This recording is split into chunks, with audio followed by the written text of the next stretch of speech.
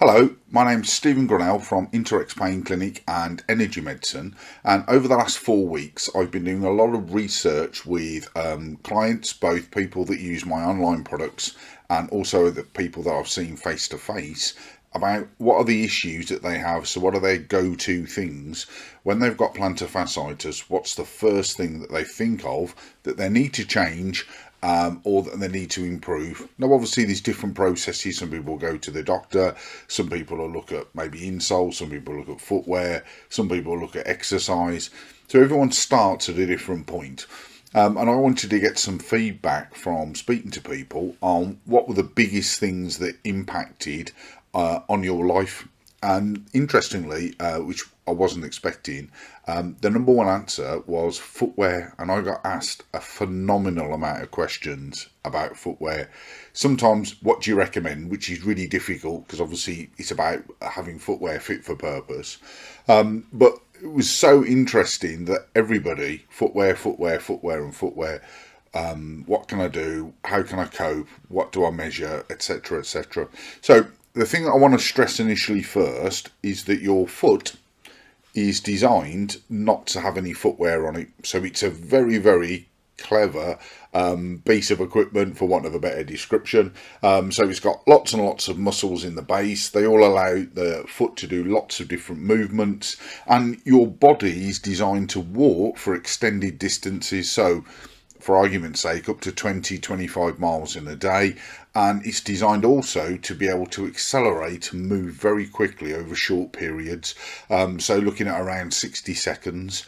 Everything in between is all about sport and exercise, so it's something we've designed to entertain us, but it's not what your body was designed for. The fact that we can do it isn't really the issue.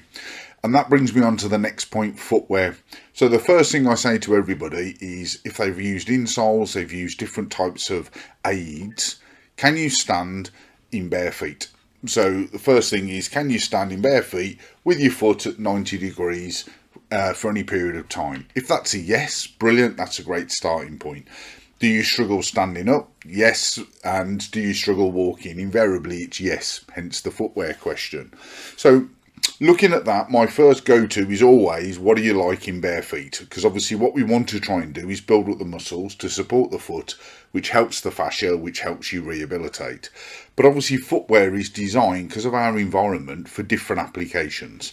So if we start off at the most undulating, cross-country, sort of harsh environment, the key thing that you want to be looking at is some sort of walking boot. Now within that, what I would stress is, if you're using walking boots and you're out on country paths, or you're walking the dog and you're going across fields, if it's I say relatively flat but not too extreme or too rocky, you can loosen off the ankle support so that it's not as tight around your ankle, to allow more ankle movement, which will take some of the pressure off your fascia.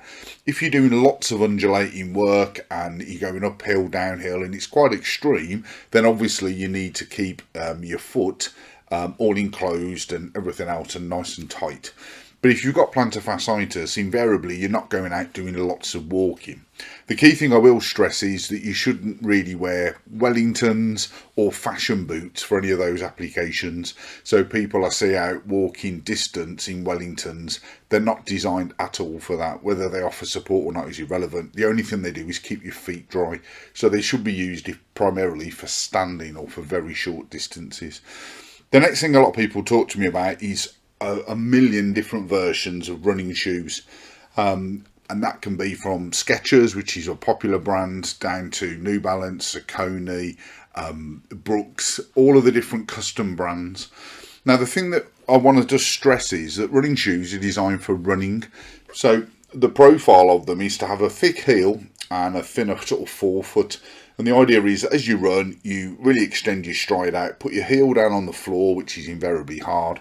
The cushioning then protects your heel from the impact of your body weight going through that point. Now you can have anything up to 3 to 5 times your body weight going through your heel when you're running. So obviously you want a shoe that can protect that. But if you've got plantar fasciitis, you're not going to be running anywhere, not in the short term. So walking in running shoes is problematic because you need to be able to bring your toes up much higher than you would normally, because you're not taking the stride and you're not having the elevation, so you're not jumping, jumping from one foot to another as you would with running. So when you're walking, you take a very different stride. That means that you tend to find that people who wear trainers tend to walk more on the midfoot or more on their toes, so they're slightly leant forwards because of the profile of the shoe. So that brings me on to the next thing. Okay, what's the best shoe to wear for walking? Well, I would recommend something like I suppose Morel's probably a good option, but anything where it's designed as a trail shoe. And the reason for that, the heel and the forefoot is relatively flat. Obviously they have good grip and everything else, but they also offer your foot a lot of lateral support as well. So that's ultimately the best option. So from a walking, if you're going to walk down sort of paths out and about in towns and in that type of environment, some sort of trail shoe where you've got good ankle movement is probably the optimum. The big thing is they're not necessarily fashionable and they don't link to what you've got. The other alternative is to go for, again, a flat shoe, so it's a flat heel, but more of a lightweight fashion shoe, so it can be like a pump or a sort of low profile trainer. So you're looking at something where the foot element is very flat. And again, the reason for that is it's bringing your foot back to a 90 degrees. And a fashion trainer is offering a lot less support, so you have to use your muscles. Because bear in mind, the fasciitis is going to limit the distances that you can walk. And the idea is you need to rehabilitate yourself from that. It's not worth saying, oh, well, I wear a trainer, I'm okay for a few weeks. Now I'm altering how I move. Now I'm altering how I walk. And how I stand because of the shoe, not then because of my plantar fasciitis. So when you look at sort of the application, the key thing is to find one pair that work. And that's a little bit on, from your point of view, on trying things, but it's looking at a very, very low profile. So the idea is it's very flat.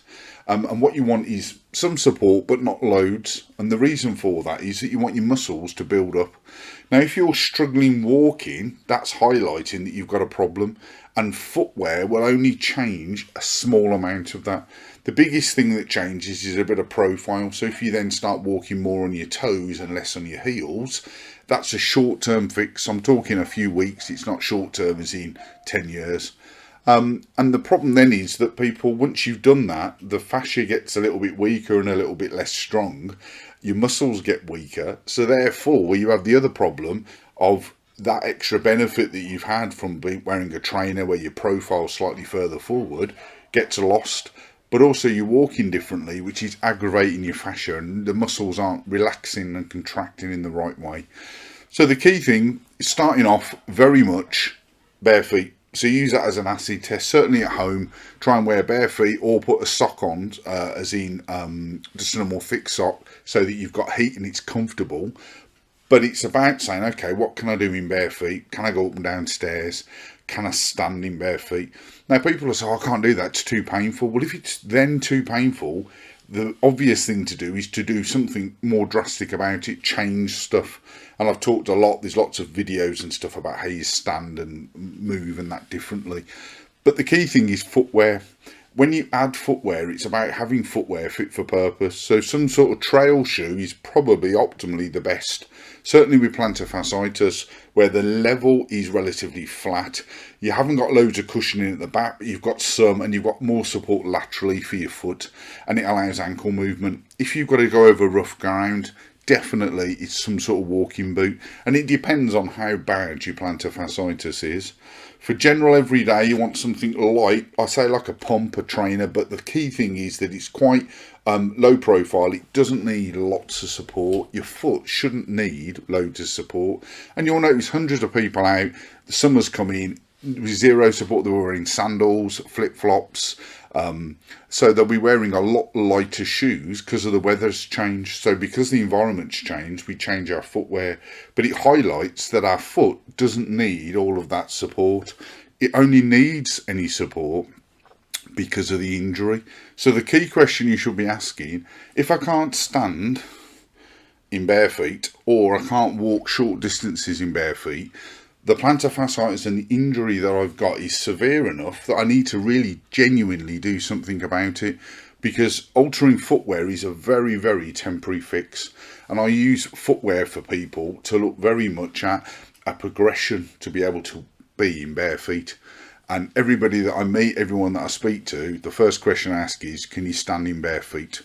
And a lot of people go, oh, well, no, I always wear these trainers, or I might wear insoles or other bits. So footwear, some sort of trail shoe, gives you a lot more support. It's a flatter surface, not very fashionable, and I get that, but functional. Some sort of fashion shoe, which is sort of pump orientated, where it's quite low profile, very, very flat. And then if you're over rough ground, some sort of boot, but a proper boot that supports your ankle if you need to have that level of support. Try and avoid things like running trainers or anything sort of heavyweight or a big heel, and try and wear bare feet as often as possible.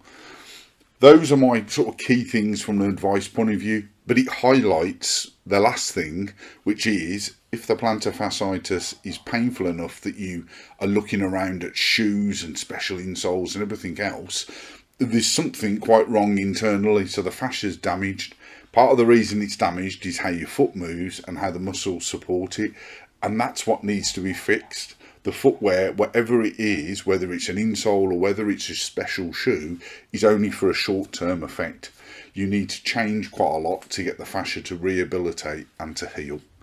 Hopefully this has been interesting and helpful for you. If you need any further assistance, there's going to be links then with the video that you can just look on and obviously get some more information on walking, standing, or any other sort of bits around plantar fasciitis.